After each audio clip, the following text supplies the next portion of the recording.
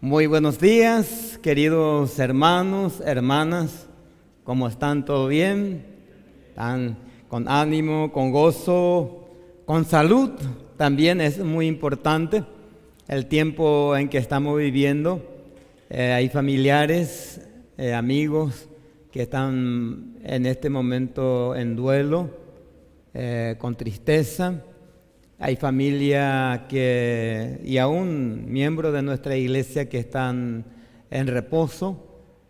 Vamos a estar orando por ellos, ¿verdad? De tomar en serio, llevar en oración, cuidarnos también y tratar de esta manera también darle la gloria y la honra también al Señor.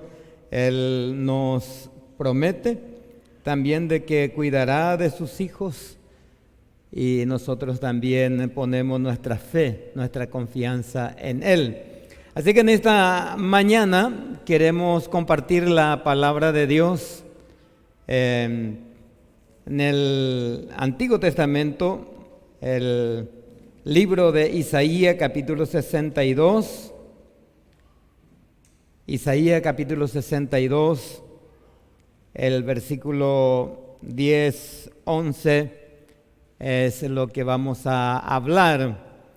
Cuando uno mira un poco en el contexto de la historia de esta parte del texto, encontramos en el capítulo 61 donde dice: buenas nuevas de salvación para Sión, el Espíritu de Jehová, el Señor está sobre mí, porque me ha ungido, me ha enviado para predicar buenas a los abatidos y vendar a los quebrantados de corazón. Y así va comenzando la profecía directamente que habla del Mesías, habla de Jesús, que iba a venir a sanar, a curar, a dar vistas a los ciegos, a liberar a los oprimidos y a predicar el año agradable del Señor.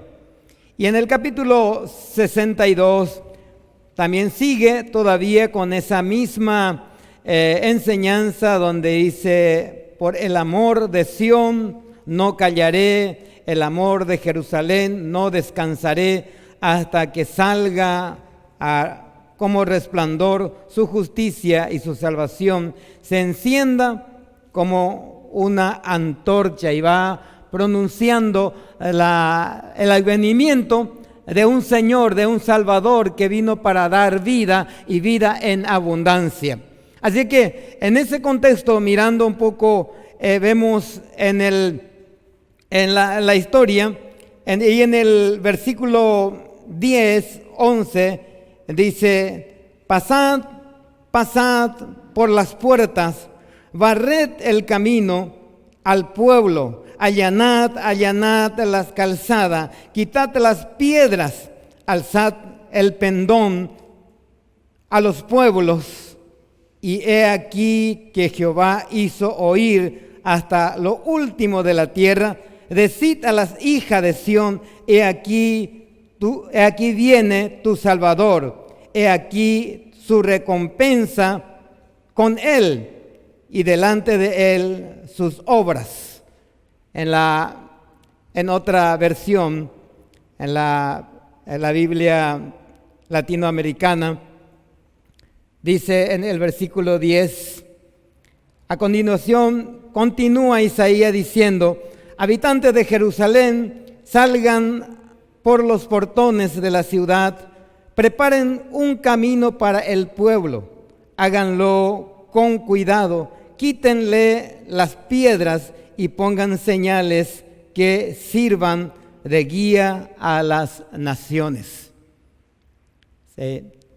Y para poder comprender un poquito más estos, donde Isaías dice: habitantes de Jerusalén, salgan por los portones, salgan por, dice, la entrada de la ciudad. La entrada de la ciudad tiene mucha importancia para los judíos, para el pueblo judío, donde se miden, donde hay jueces, donde hay abogados, donde hay ancianos que determinan muchos aspectos de la vida social de la ciudad. Pero aquí encontramos: los habitantes salgan por los portones de la ciudad, y digan a la gente que preparan camino al pueblo. Años después encontramos que esta misma palabra también, el primer profeta del Nuevo Testamento, Juan el Bautista, dice: enderezad camino, hagan sendas, arrepiéntanse, vuelvan al Señor. ¿Sí? Presentan a Jesús como el Cordero de Dios que quita el pecado del mundo. Dice: hagan sendas rectas por la cual puedan caminar usted y sus hijos. Así que aquí encontramos un poquito más abajo, dice: háganlo con cuidado, quiten las piedras y pongan señales para que sirvan de guías a las naciones. En la versión Reina Valera dice: levanten bandera, levanten pendones, se levanten banderas. Y la bandera tiene un significado muy importante para el pueblo, porque es una insignia que representa la dignidad y la soberanía del pueblo. Donde se levanta una bandera, el pueblo sabe de que aquí existe una nación, de que aquí hay una señal donde ellos pueden caminar, donde ellos pueden apuntar, donde ellos pueden direccionar en la vida. Háganlos con cuidados, quiten las piedras. Y hoy justamente quiero hablar acerca de esto de quitar las piedras para que pueda enderezar nuestros caminos para poder servirle al Señor. Hay muchas piedras en el camino y el apóstol Pablo escribe, y Jesús también dice: cualquiera que le sirviere de tropiezo a estos pequeñitos, es mejor que ponga una piedra de molino por su cuello y echárselo en el mar. Cualquiera que ponga tropiezo, el apóstol Pablo dice: todo me es lícito, pero no todo me conviene. Pero no comeré carne si eso le va a servir de tropiezo a mis hermanos. ¿Sí? Así que cualquiera que sirviere de tropiezo, tanto para los hijos de Dios, tanto para nosotros y para nuestros hijos, es perjudicial, no nos impide o no nos anima, no nos ayuda para seguir adelante. Ahora, entendiendo un poco por qué el profeta Isaías le estaba diciendo al pueblo de Israel: quiten las piedras. Porque en el contexto, ¿sí?, cuando el pueblo de Israel salió de Egipcio, Dios lo libertó con manos fuertes, con manos poderosas, con milagros.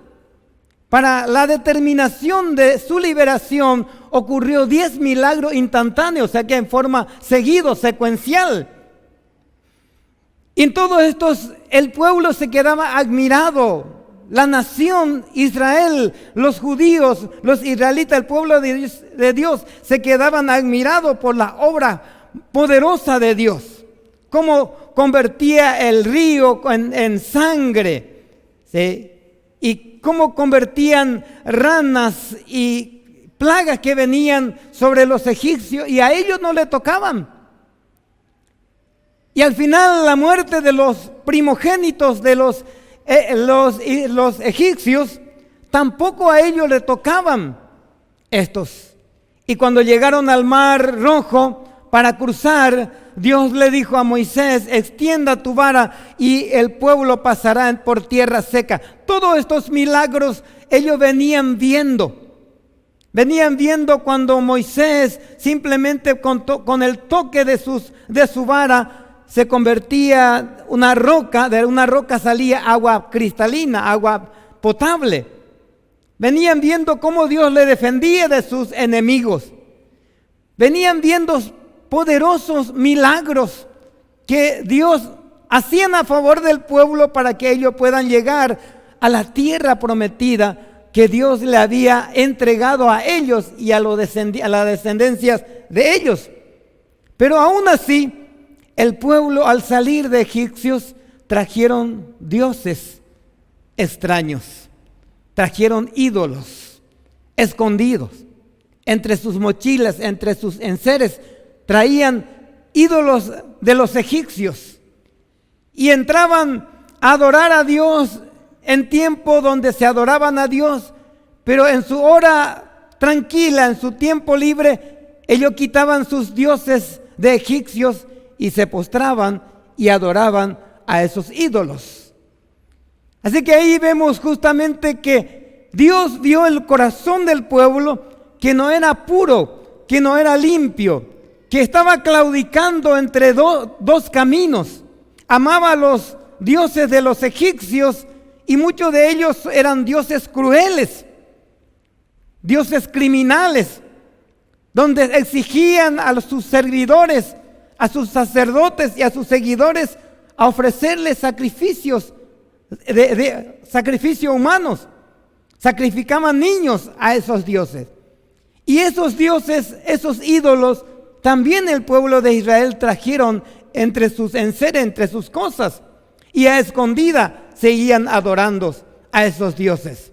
Por eso Dios le dijo: quiten las piedras, hagan sendas rectas para que puedan caminar el pueblo, para que sus hijos y los hijos de sus hijos puedan seguir caminando.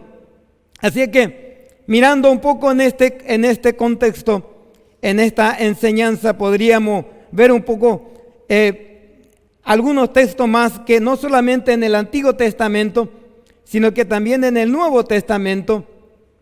Por ejemplo, Isaías capítulo 30, el versículo 21 dice: haced sendas derechas. ¿Sí? Un poquito más arriba voy a dar lectura. ¿Sí? Isaías 30, 21 dice: ustedes gire a la derecha o a la izquierda, tu oído oirán una voz detrás de ti diciendo: este es el camino, andad por ella. Donde quiera que mire, donde quiera que gire, donde quiera que vaya, oirán una voz detrás de ti que siempre te marque el camino, que siempre te señala el camino, hacia dónde tiene que ir. Esa es la proporción de mensaje y de enseñanza que Dios le había dado a su pueblo. Ustedes donde quiera que se vaya, siempre van a encontrar y van a escuchar una voz detrás y de delante de cualquier lugar que le diga: este es el camino, andad por ella. Por esa senda, por ese camino tiene que andar. Así que encontramos en Hebreos capítulo 12, el versículo 13, ya encontramos en el Nuevo Testamento. Dice: por lo cual, levantad las manos caídas y las rodillas paralizadas, haced sendas derechas para vuestros pies, para que los cojos no se salga del camino, sino que sea sanados. Ya en el Nuevo Testamento, ya en tiempo de Cristo, en tiempo de gracia, Dios sigue diciendo al pueblo, sigue diciendo también a nosotros, nos sigue diciendo también, ¿sí? Haced sendas derechas para vuestros pies, para que los cojos, dice, no se salga del camino, sino que sean sanados. Hagan sendas rectas, hagan caminos derechos, hagan caminos rectos por la cual tiene que caminar.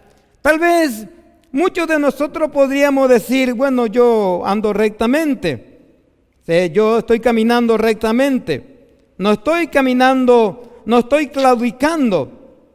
Y el apóstol Pablo escribe justamente hablando de estos. Tal vez uno puede decir: pero esto Dios y los profetas habían hablado al pueblo de Israel en el Antiguo Testamento. Tal vez podíamos decir también: bueno, Dios le estaba hablando todavía al pueblo de Israel en el Nuevo Testamento. Pero el apóstol Pablo, que se le considera el apóstol de los gentiles, el apóstol que casi el 60-70% de sus enseñanzas, de su carta, dedica a los gentiles, a nosotros. Dice en 1 de Corintios, en el capítulo 10, en el versículo 11, y estas cosas les acontecieron como ejemplo, y están escritos para amonestarnos a nosotros, a quienes han alcanzado los fines de este siglo. Dice, estas cosas, hablando justamente de la práctica de idolatría, de hechicería, de adorar a otros dioses, de comer comidas comidas dedicadas a los ídolos, comidas, toda esa práctica que el pueblo de Israel en el desierto, caminando con Dios, viviendo con Dios, pero al mismo tiempo también adoraban a otros dioses, ¿verdad?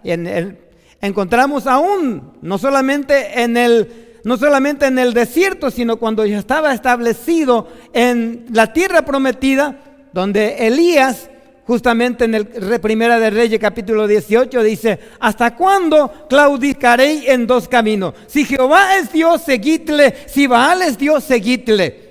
Seguían amonestando al pueblo de Israel de apartarse y hacer senda recta, senda derecha, para servirles a un solo Dios, a un Dios verdadero, a un Dios que realmente se manifiesta en lo profundo, en lo alto, de cualquier latitud de la vida.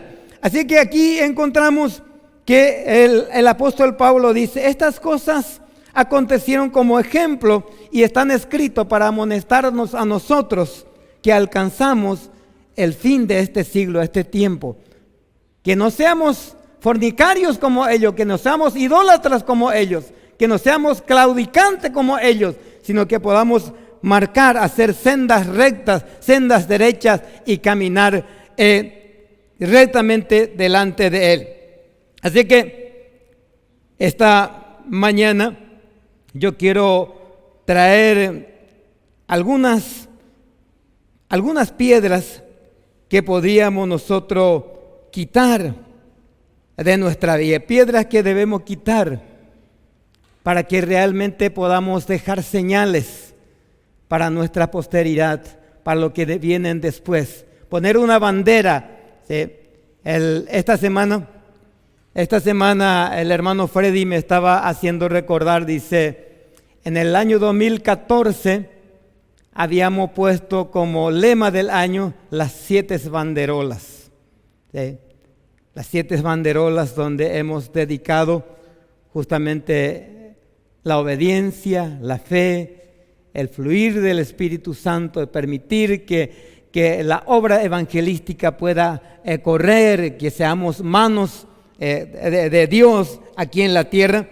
Así que esta mañana también me gustaría, teniendo en cuenta nuestra lema de este año, que queremos estar prendidos por la vid verdadera. Todo pámpano que está prendido por la vid verdadera, dice, mi Padre lo limpiará para que lleve más frutos. Y aquello que no llevan fruto, dice, mi Padre la cortará. Y yo creo que algunas piedras en nuestra vida puede llevarnos a que la tijera del Padre pueda cortarnos en relación. No es por malo, no es porque no nos quiere, sino que nosotros no nos determinamos a llevar frutos en la vida. Así que la primera piedra que tenemos que tener en cuenta es justamente la falta de acción. La falta de acción. El ocio nos lleva muchas veces a la indiferencia y a la apatía. El ocio, la indiferencia, el inacción nos lleva muchas veces a la apatía. Y la palabra apatía espiritual, es la etapa o el tiempo donde el cristiano ha perdido su pasión por las cosas que agradan a Dios. La palabra apatía espiritual, por inacción, por estar indiferente, no nos calienta lo que está sucediendo entre nuestros hermanos. No nos calienta lo que está sucediendo con otras personas. No nos calienta lo que está sucediendo con nuestro vecino. No nos da ningún quebrantamiento lo que está sucediendo en nuestra sociedad, en el ámbito político, social, económico. No nos da frío ni calor.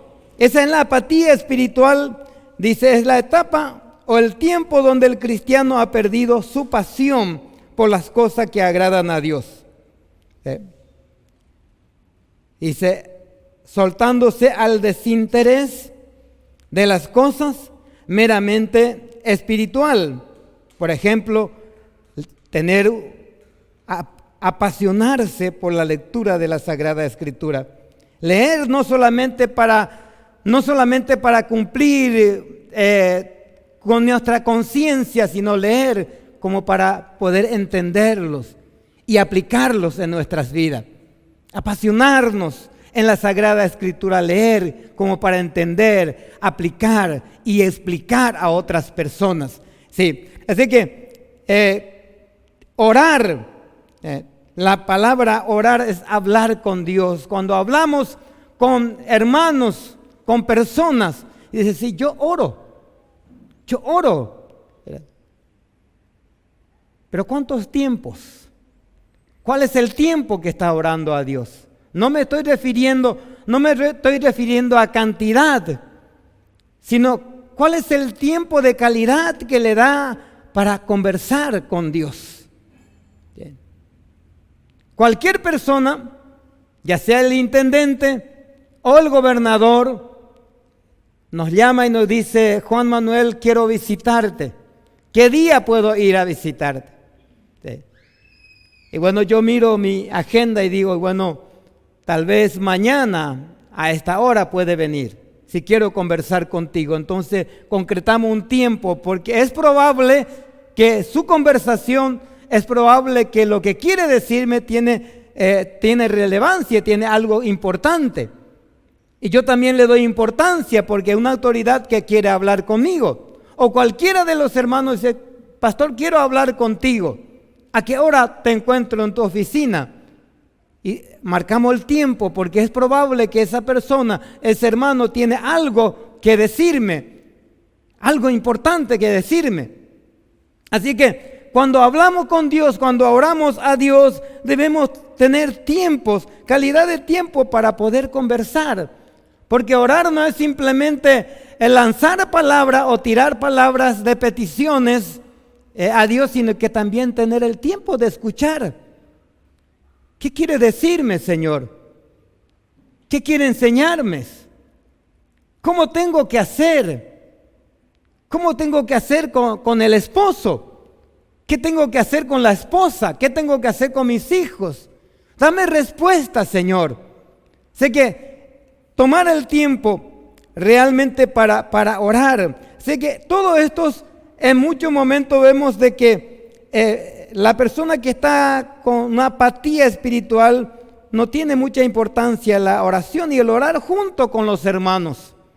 Aquí en la sociedad en que vivimos, con los 25 años de servicio de pastor entre la iglesia habla hispana, nunca hemos podido lograr que todas las iglesias juntas nos reunamos a orar por lo menos 100 personas. Casi cada año hacemos maratón de oración. Invitamos a todas las iglesias, a todos los hermanos para orar. ¿Sí? Y de todas las iglesias, de las 17 iglesias evangélicas cristianas que está en Filadelfia, llegamos a tener 60, 50 máximos de personas. Y ni qué hablar de una reunión de oración como iglesia. Vengan, hermanos, vamos a orar. Necesitamos orar. Necesitamos orar juntos. Yo necesito ver a mis hermanos que están doblando rodillas a mi lado, clamando por las almas perdidas, por lo que están necesitando, por los enfermos, por las personas que están sufriendo en este momento. Así que han perdido la pasión de congregarse, de evangelizar, de compartir, dar testimonio. Todas aquellas cosas que alimentan, fortalecen y ayudan espiritualmente al ser humano y ayudan a crecer en relación más cercana del espíritu, llegan a apagarse, o por lo menos están por apagarse. O sea que la apatía espiritual es una de las piedras que tenemos que quitar si deseamos ver una iglesia avivada. Dios ya está avivado. Dios desea derramar su espíritu, Dios desea enseñarnos, Dios desea utilizarnos. Pero las iglesias, los hermanos muchas veces tienen miles de excusas para no permitir que Dios pueda derramar su presencia y empujarlos para que pueda servirle, para que pueda honrarle, para que puedan dedicar su tiempo y calidad de tiempo para servir. Así que la primera piedra que tenemos que quitar, quiten las piedras, hagan sendas rectas para que les sirven de guía, para que les sirven de señales a los que vienen después. Y miren por sus hijos, hermanos. Miren por sus hijos. Miren por sus hijas. Que por causa de nuestra apatía espiritual, ellos ya no tienen deseo de venir en la iglesia. No tienen deseo de leer la Biblia. Porque ven nuestra apatía espiritual. Porque ven nuestra falta de pasión por la lectura, por la oración. ¿Cuánto es que tu hijo te ve doblando rodilla y llorando delante de Dios en la mañana, en la noche, a la hora que sea, que ve y dice, mi mamá está orando, mi papá está orando y está clamando por mi hermano, está clamando por el vecino? ¿Cuánto es que tu hijo te ve haciendo estos?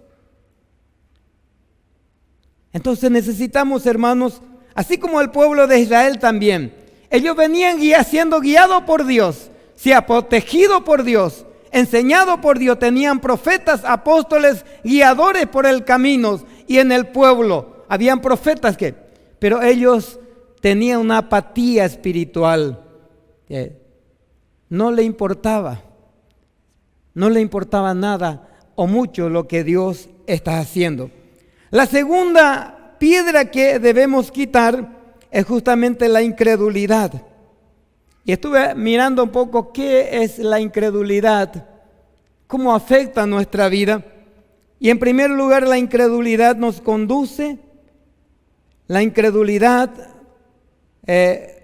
conduce a valorar poco las promesas de Dios y amar más de este mundo. La incredulidad, dice, produce o no nos permite valorar las promesas de Dios. ¿Cuántas promesas de Dios hay para nuestras vidas? En nuestro grupo de pastores, casi todos los días estoy viendo gente que está diciendo, hermanos, oren por nosotros porque mi vecino se está muriendo. Oren por nuestra iglesia porque un hermano en nuestra iglesia falleció ayer. ¿Sí? Y cuando uno ve todo esto, parece que nuestra cabeza se llenan de temor y de miedo, porque allá ya está muriendo, allá el vecino ya está muriendo, allá en la iglesia ya está muriendo, ¿verdad? Entonces, parece que nos quita de nuestro carril, nos quita de la senda derecha que tenemos que caminar, donde pueda hacernos pisar sobre las promesas de Dios. Yo no quiero predicar contrario, o no quiero predicar en contra de la realidad. Hay una realidad, existe el virus, existe la enfermedad, pero hay una verdad que es mucho más profundo que la realidad. Y la verdad te dice, yo voy a estar contigo. Yo te voy a acompañar, yo te voy a proteger. Eso no significa de que yo me voy a echar en cualquier lugar descuidadamente. Pero hay en la realidad que muchas veces le llevan a la gente a olvidar de las promesas de Dios. ¿Sí? Y eso significa de que hay incredulidad. ¿Sí? Hay incredulidad. Alguno a lo mejor dice, pero el hermano fulano creía tanto, pero murió. Hay tantas preguntas, pero aún así, dice, con todo, con Jehová yo me regocijaré. aunque caiga 1000 a mi diestra y 10,000 a mi derecha, dice, yo me voy a mantener firme. Porque cuando el Señor dice, cuando el Señor quiere, aún con todos los cuidados, aún con todas las protecciones que tenemos, si Él me llama, si Él me determina, voy a partir. Eso no significa de que tengo que vivir descuidadamente. Así que la incredulidad quita el valor, le da poco valor a las promesas de Dios y nos lleva a amar más las cosas del mundo. En segundo lugar, la incredulidad nos guía a la cobardía. La incredulidad nos guía a la cobardía. No, ya demasiado mucho ya le pedí, ya. Entonces me quedo nomás con esto. No voy a intentar más. Ya tanto intenté, ya tanto me esforcé, pero no logré. Así que eso se refiere. Hay una hermana con la cual solemos hablar y me dice, ya no sé más qué hacer. Ya estoy cansado. ¿Qué voy a hacer? ¿Qué voy a pedir? Le digo, hermana, vamos a seguir orando. Eso es lo que la palabra de Dios nos dice, porque si tú no estás orando, si yo no estoy orando por esa persona está desprotegida, está descubierta y tienen campo libre Satanás para que sigan metrallando, para que sigan machacando y llevándole a la perdición. Por lo menos si su mamá o yo como pastor seguimos orando, por lo menos hay personas que están orando por esa persona que está perdida. Así que la incredulidad nos guía a la cobardía. En tercer lugar, la incredulidad conduce a la rebeldía en contra de Dios. La incredulidad conduce a la rebeldía. Y la rebeldía y la adivinación son pecados que es como agarrar, dice abominación, pecado de abominación, y la palabra abominación en el idioma original, en el contexto, dice lo que entienden, abominable. Abominación significa, es como tomar una materia fecal y plantificarse por la cara de Dios. Es porquería. La abominación es porquería, es materia fecal. ¿Sí? Y dice la rebeldía y dice la hechicería es abominación a Dios. Es como agarrar y plantificarle por la cara del Señor porquería. Así que la incredulidad nos lleva a la rebeldía en contra de Dios. Y por último, en la rebeldía, en quitar piedra, en cuanto a la incredulidad, dice la incredulidad nos conduce a la condenación. A lo suyo vino, mas los suyos no le recibieron. ¿Sí? Y por esta causa vino la condenación al mundo. Dice, porque tenía que creer y no creyeron en Él. No creyeron en Jesús. Y por esta causa le vino la condenación al mundo. Porque amaron más las tinieblas que la luz.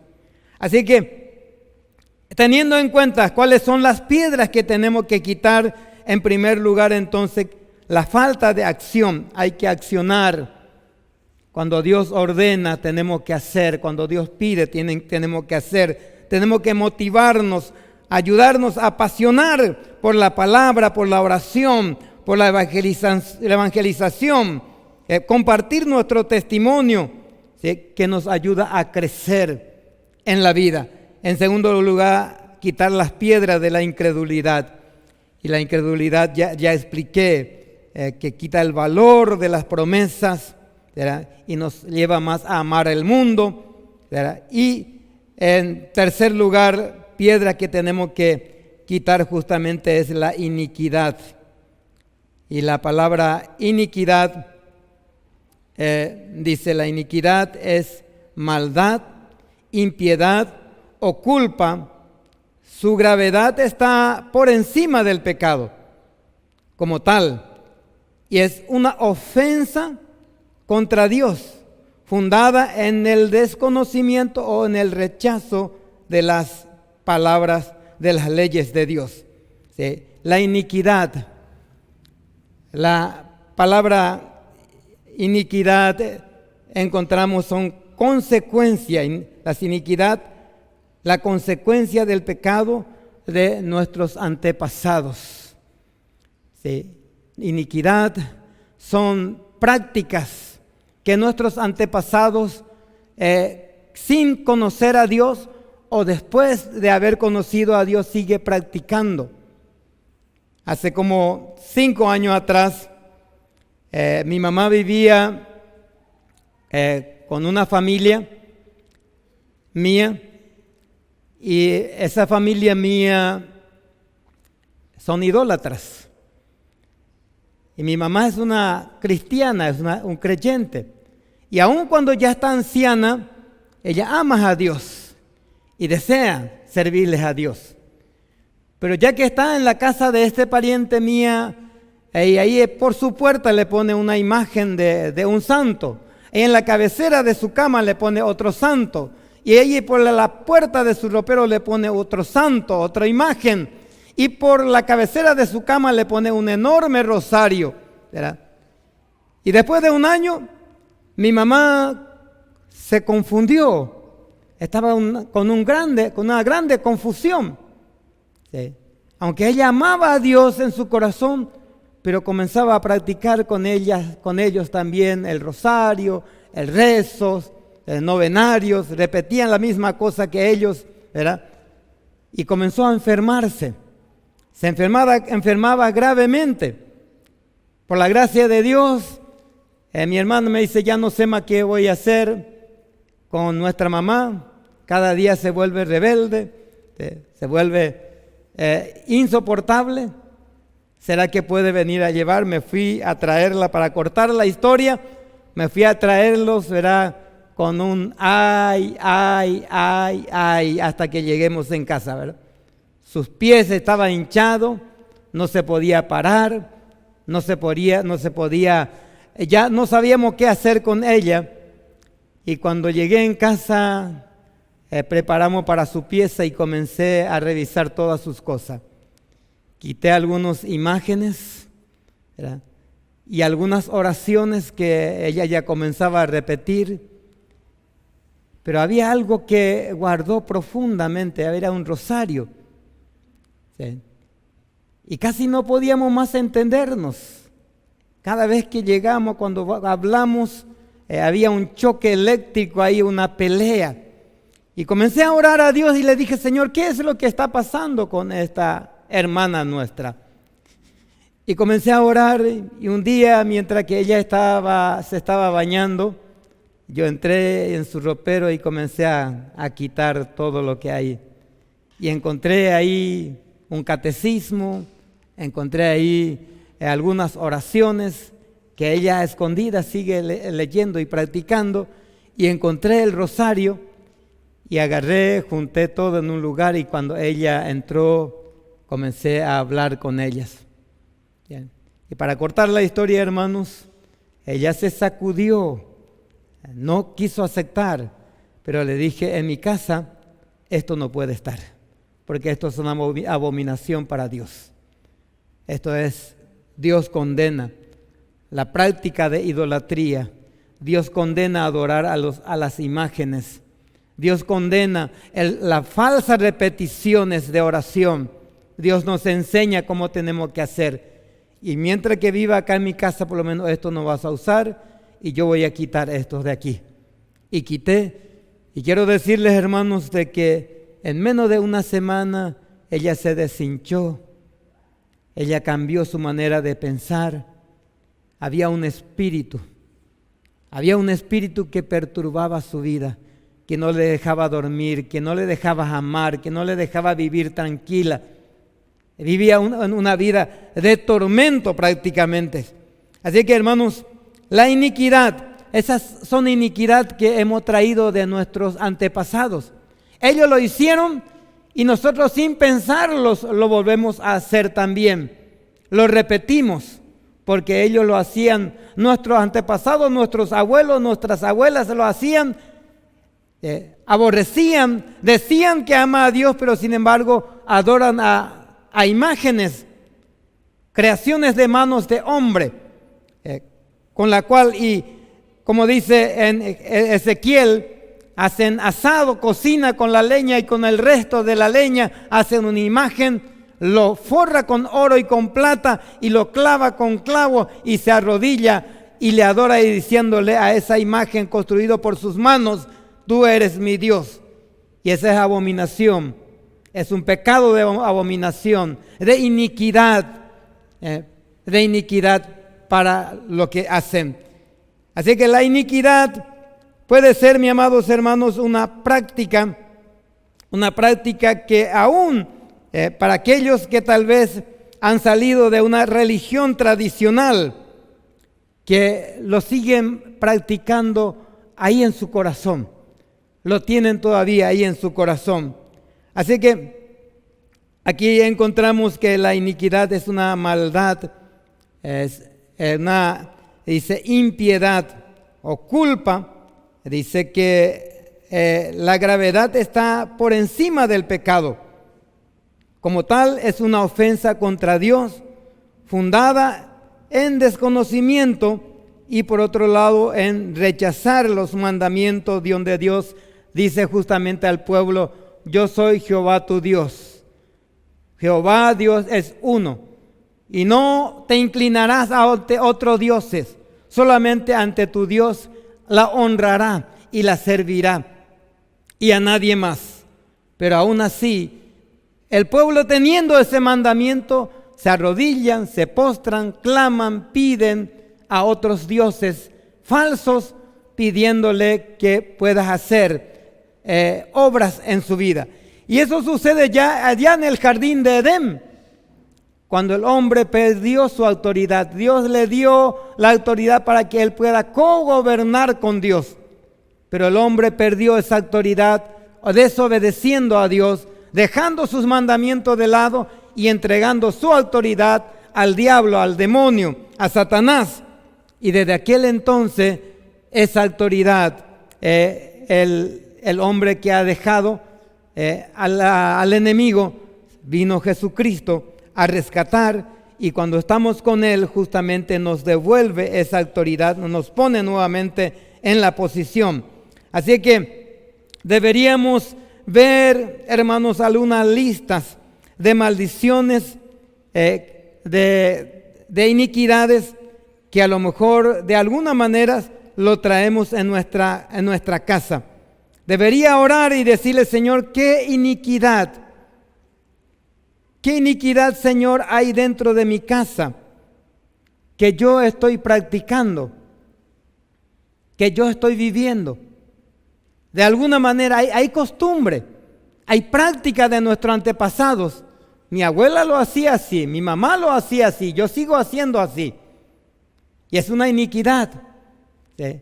Porque no nos adecuamos a la enseñanza, al mandamiento de la palabra de Dios. Y por eso es muy importante, hermanos, que este tiempo de poder clamar a Dios. Así que, por lo tanto, es importante eliminar las piedras que nos impiden disfrutar de la vida en abundancia que Dios tiene para con nosotros. Dice el Evangelio de San Juan, capítulo 10, en el capítulo 10, versículo 10b, dice: mas yo he venido para que tengan vida y para que la tengan en abundancia. Vida en abundancia. ¿Sí? Mas el enemigo vino, dice, para robarnos, para matarnos, para destruirnos. Se goza de nuestra destrucción, se goza de nuestra infelicidad, se goza de nuestra atadura, de nuestras amarraduras en la vida. Cuando nos ve sin gozo, cuando nos ve sin libertad, cuando no podemos hacer esto, cuando no podemos hacer aquello, Cristo vino para liberarnos.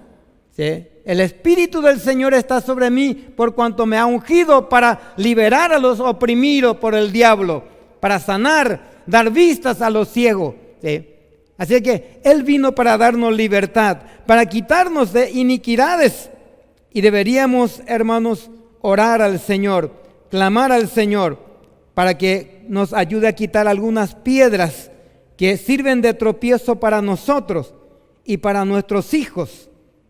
En conclusión, podríamos decir, hermanos, así como dice en Isaías: háganlo con cuidados, quiten las piedras y pongan señales que sirvan de guía a las naciones.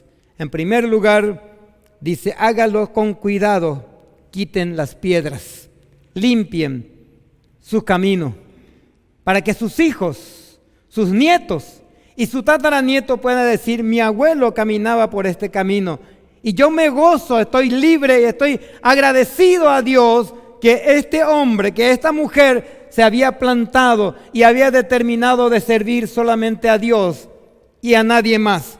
Así es que yo voy a seguir ese camino, porque no hay ningún impedimento, no hay ninguna atadura, no hay ninguna iniquidad que pueda afectar a nuestra descendencia.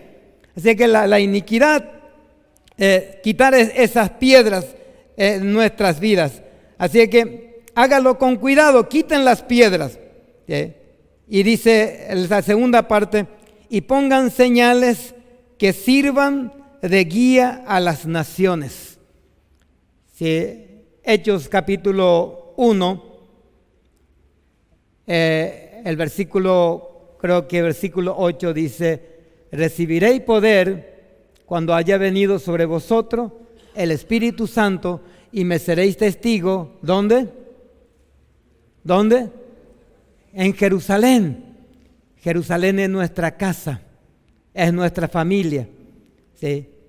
Hagan sendas rectas para Jerusalén. Hagan sendas rectas para Jerusalén.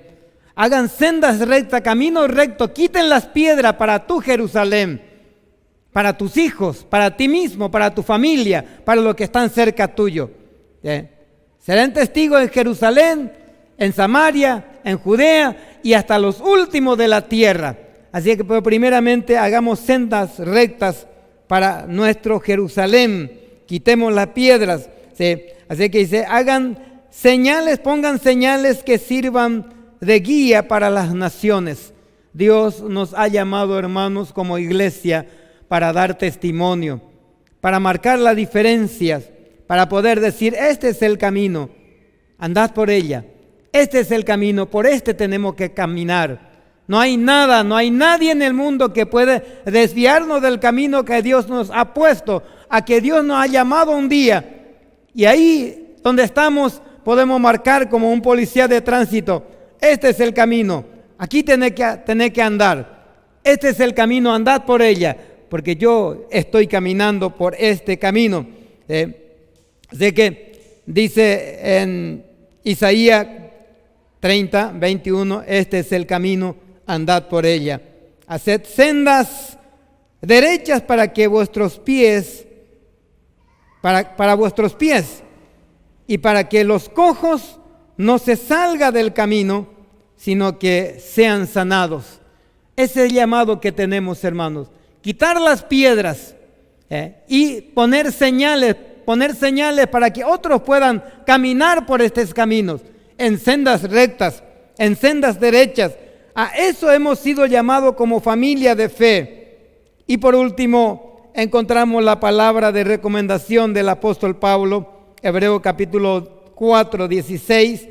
Acerquémonos pues confiadamente ante el trono de gracia, para alcanzar misericordia y hallar gracia para el oportuno socorro.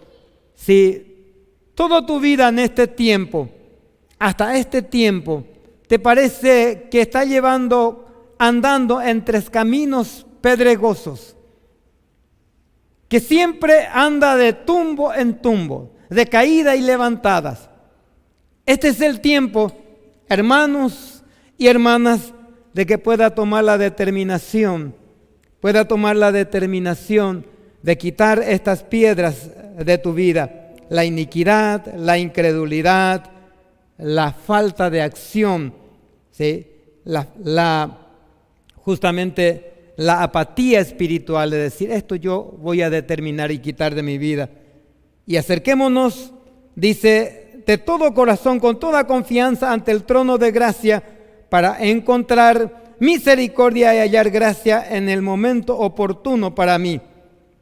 Estas cosas, dice, en el Antiguo Testamento sucedió para que nosotros, quienes alcanzamos este fin de los siglos, podamos caminar por sendas rectas.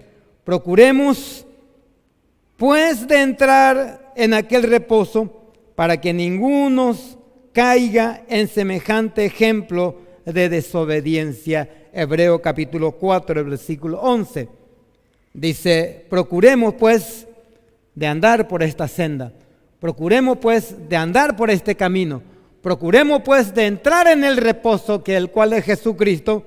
Dice, para que ninguno caiga en semejante ejemplo de desobediencia. Mis amados hermanos, esta mañana quiero desafiarlo.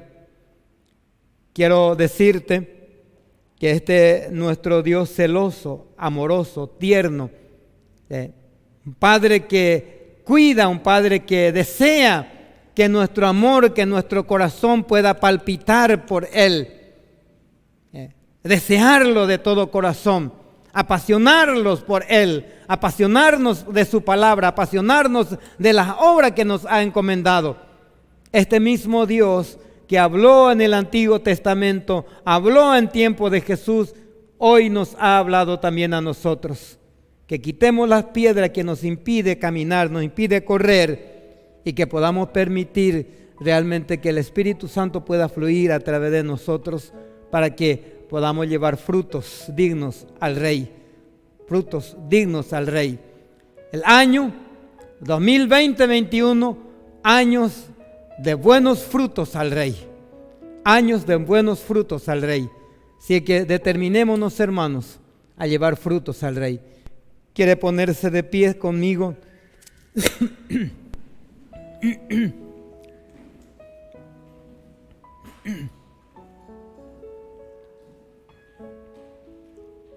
Vamos a dirigirnos al Señor. Tome este tiempo, hermanos.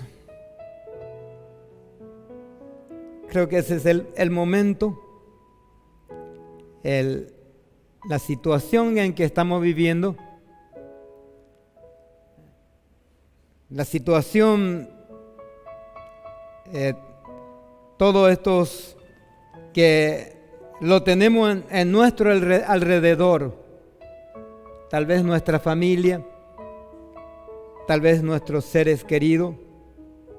Hoy, esta madrugada, falleció la hermana de un amigo, el hermano Heriberto Ayala,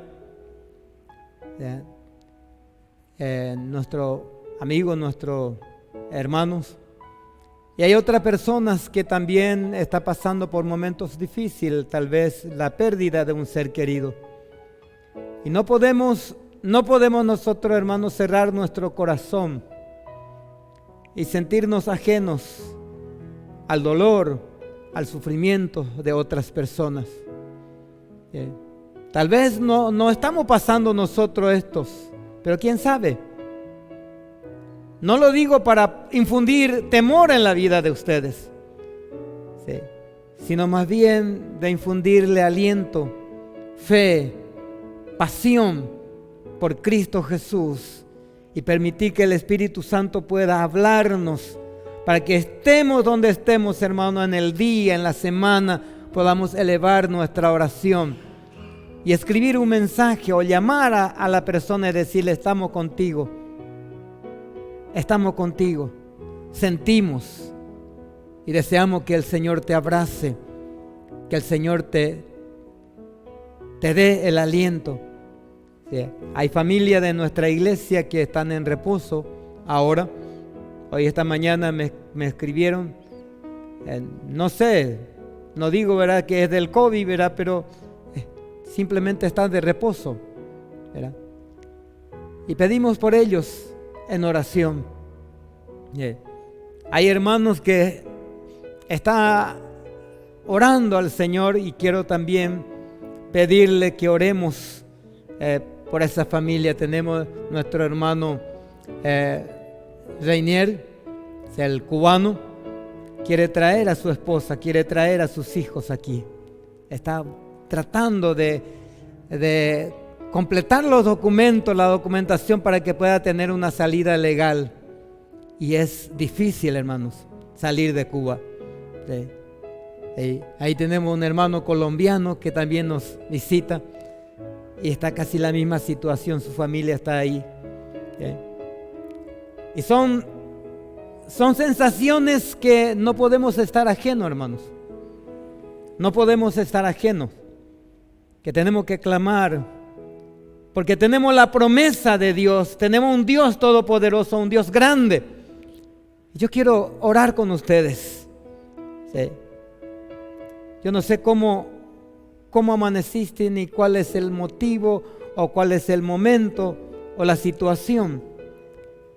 Pero lo único que sé, que el mismo Dios de la creación, de lo que encaminó a su pueblo, el mismo Dios que envió a su Hijo Jesús y lo resucitó de los muertos, ese mismo Dios, con tal poder, con tal autoridad del Espíritu Santo, está actuando en medio nuestro. Así que cierre tus ojos conmigo en esta mañana y regresemos a Él de todo corazón. Padre, te damos gracias, Padre querido, Papá del cielo, Creador del universo, Señor nuestro. Tú conoces todo nuestro sentimiento, conoces nuestro pensamiento, conoces nuestros sinsabores, conoces nuestras dificultades. No hay nada, Señor, que se esconde, que se escapa de ti. Todo, Señor, aún la palabra que nos sale de nuestra boca, tú lo sabes todo, nuestro pensamiento. Y hoy, Señor, venimos a ti porque tú eres un Dios poderoso, grande, fuerte y amoroso, misericordioso, grande misericordia y en verdad. A ti acudimos, Señor, en esta mañana.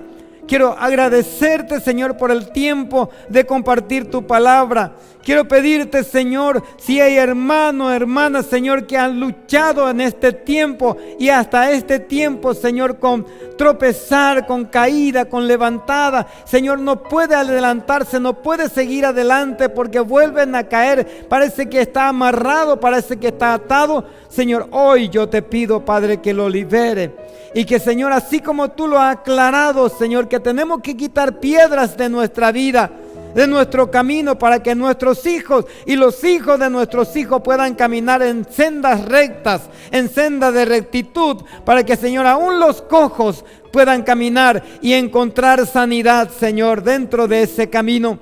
Hoy, Señor, volvemos a ti, traemos nuestro corazón, porque te amamos y queremos, Señor, seguir amándote, Señor, en gran manera, así como tú nos has amado. Padre, quiero agradecerte, Señor, por la vida de nuestros hermanos que están con nosotros y tienen la necesidad, Señor, de traer, de juntar a su familia, Señor, hacia Él. Y necesita, Señor, la intervención del Espíritu Santo en la embajada, en esos lugares donde necesita la documentación. Puedas abrir, Señor, puertas y, Señor, tanto de trabajo, de oportunidades de trabajo y de oportunidades de estar con su familia. Y yo te ruego, mi amado Señor, que pueda traernos, Señor, tu gracia y tu poder sobre tu familia, sobre tu pueblo. Señor, clamamos por nuestra familia, nuestros hermanos que hoy están de reposo, Señor, en su casa. Señor, la esposa, el esposo, los hijos, Padre, que tu mano sanadora esté sobre ellos. Porque, Señor, tu promesa, tu palabra dice que tu sangre derramada, vertida en la cruz, es suficiente para curarnos, para sanarnos de toda esa enfermedad. Y lo creemos, Padre. Lo creemos, Señor, que tu sangre, y por tu sangre somos sanados, somos curados.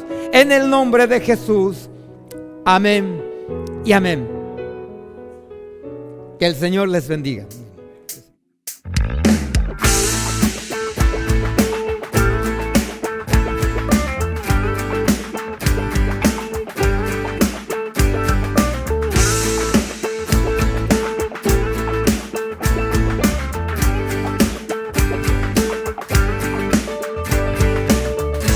Jesucristo es la vid verdadera y mi Padre es el labrador.